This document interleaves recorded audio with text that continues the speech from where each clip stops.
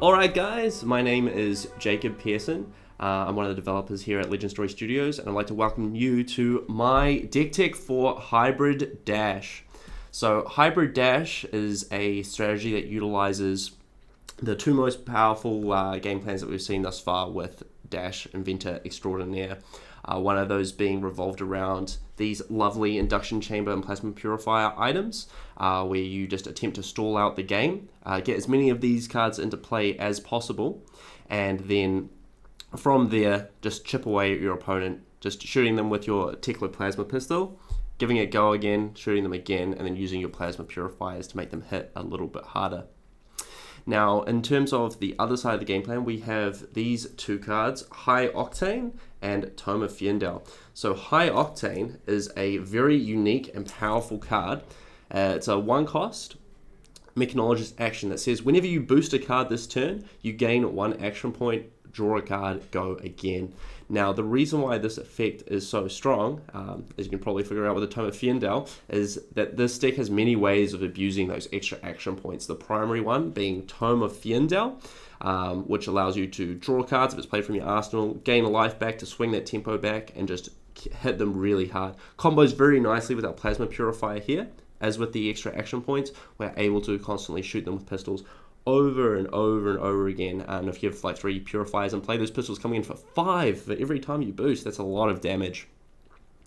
So more going over the sideboard plan a little bit for this deck, we see over here that there's quite a few non-Mechanologist cards, and those keen-eyed among you and regular Dash players will know that playing non-Mechanologist cards in your Mechanologist deck you can have a very, very bad time with. This is because that you do not get the go again that you plan for off of your boost cards, which can shut down your entire turn sometimes. So there's a lot of strategy involved for knowing where these cards are in your deck, knowing how many are left that you can possibly boost. So it's kind of always good to keep a little counter in the back of your head for how many misses that are in your deck. So if we played our full 80 card list, we would have a total of 14 misses in our deck. The 3 Tome of Fiendals, the 3 Command and Conquers, and our defense reaction package with the 3 Sync, 3 Fate, and 2 Unmovable. So for the game plan, when we're trying to play a more combo-oriented or mid-range style of Dash deck, we will typically cut all of these defense reactions. So that's all 8 of them. And we'll try and go down on as many items as possible. This is because we're trying to streamline the deck. The other option is to cut the Command and Conquers, cut the 8 and the 3, so then our only misses in the deck are Tome of Fiendal, so we know that we're really reliably boosting. So when we're going off, we're actually properly going off. To facilitate the going off part, we have our red line boost package, which is just all the most efficient Dash attacks, being zipper hit, 0 to 60, throttle, high speed impacts, and then the hyper efficient yellows being yellow zipper hit, yellow 0 to 60. So that's what we're trying to have with our high octane. Hopefully we have one of those in hand when we play our high octane, just so we can guarantee that first boost, guarantee that Tome of Fiendal. Something to note for that strategy as well, arsenaling a Tome of Fiendal or High Octane and just playing a very trade game, so you're just trading damage back and forth, is very, very important to this strategy, as the way that you get those massive turns is by the combination of these two cards. So having one in your arsenal just means you can just sit there and wait for it to come up, and as soon as you have it, boom, you're boosting away, you're dealing tons of damage. Now, going over to our blues over here, it's very simple. We just play all the blue Dash attack actions, 100% playing maxing out every card with boost, just so we can consistently high octane if we don't happen to have one of the premium boost cards in hand, and then filling it out with some Teklo cores. Some really nice plays you can do in this deck is with Spark of Genius and Achilles Accelerator. So there's 2 different ways to do this. Spark can be just played as a value card for X equals 0, search out a Teklo core into play, and pass the turn. You're getting 4 resources out of 1 card, which is very strong, and you've got 5 ways to find it. That can be very, very strong in loads of different situations, and you can obviously, if you play a high spin impact, throttle, 0 to 60, zipper hit, and you boost it, you get to play your Spark of Genius, search out maybe an induction chamber, maybe a Teklo core, pop your Achilles Accelerator, you get to draw a card off the Spark and you get to keep going for your turn.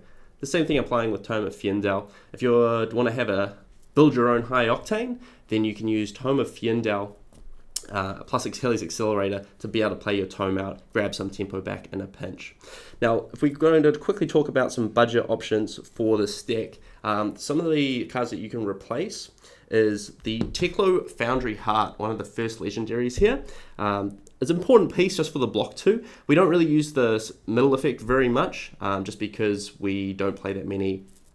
we play quite a few non-Mechanologist cards, which makes this card a lot worse. It's mostly just for the block 2. We can easily be replaced by Vesta the First Fist, just to get some extra resources on a high octane turn.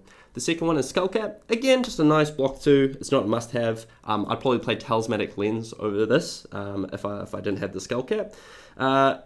It's just there for your important draw triggers. So when you're drawing a high octane, trying to draw into a big boost card, or when you're boosting and you know you have a lot of unmovables and stuff in your deck and you just want to play it out. Visiatronic, which is a Majestic Freer from Crucible.